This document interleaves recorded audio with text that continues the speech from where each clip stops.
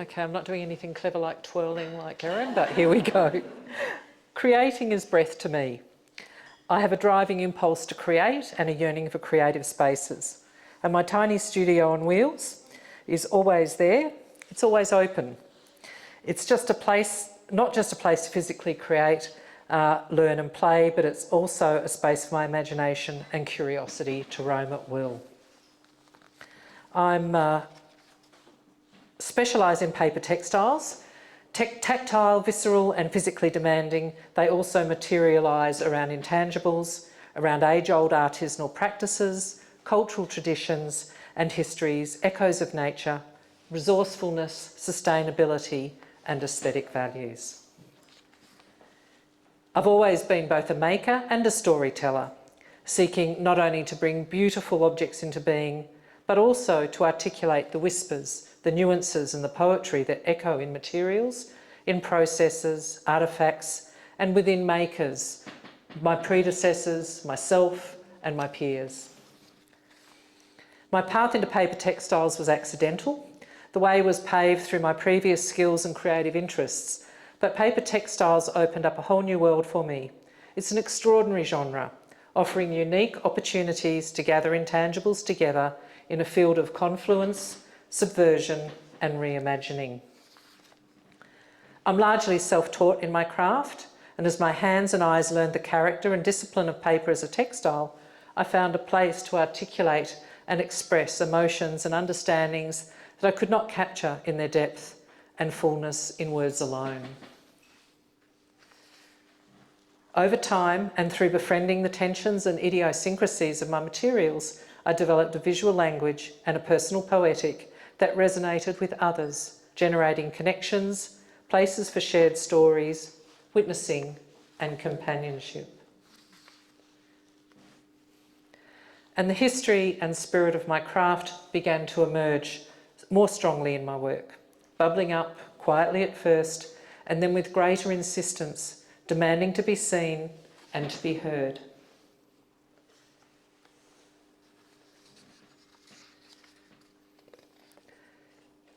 This history is steeped in intangibles, in age-old traditions, family and community, the cycle of the seasons. It's a symbiotic relationship with the natural world, with dedication, patience, and a humble pride in excellence, an appreciation of slow making, and the soulfulness of imperfect beauty. In my hands, I feel the life in the papers I use. The living fibre source is reborn every year.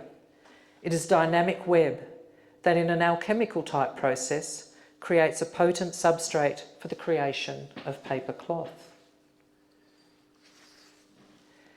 Traditional hand paper makers blend and balance ingredients that are both magical and mundane. Amount, heat, time, manipulation, knowing exactly how much of what ingredient to include and when, this will determine the quality of the paper and its possibilities. And then there is the skill. The steps and the processes can be taught, but it is the passing on of multi-generational knowledge and the intangible elements, learning by absorption, time spent in immersion of the craft and the culture that produced and preserves it. This makes a great paper maker. Paper making and paper textile heritage can't be separated.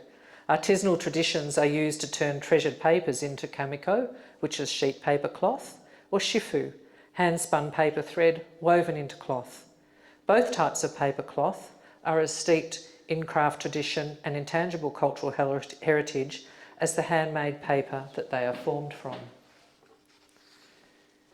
The history of use and penetration into everyday life of paper cloth for exclusive applications and in objects for daily living embeds the stories of the craft and the makers into that cloth, the visceral and emotional experience of it, and generational continuity and connection. A master artisan does not just teach a skill. They preserve, revive and protect craft and culture. They ensure its survival through discerning transmission. They teach that it is in the endless doing and the heart-centred love of and attention to the craft that excellence will be achieved. Across and within all aspects of Japanese culture, the story of my craft is told. Across and within all aspects of its culture, the story and skills of my craft are preserved.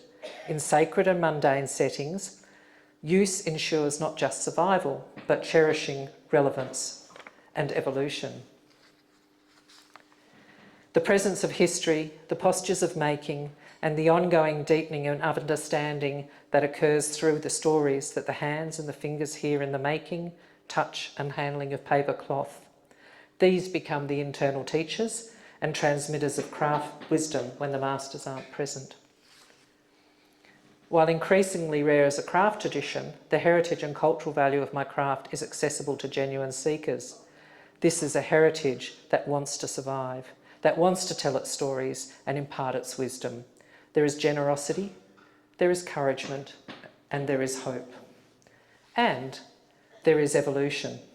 Immersing myself in process and in play leads me in not only skill learning, but speaks to me of how I might be a part of a bigger story.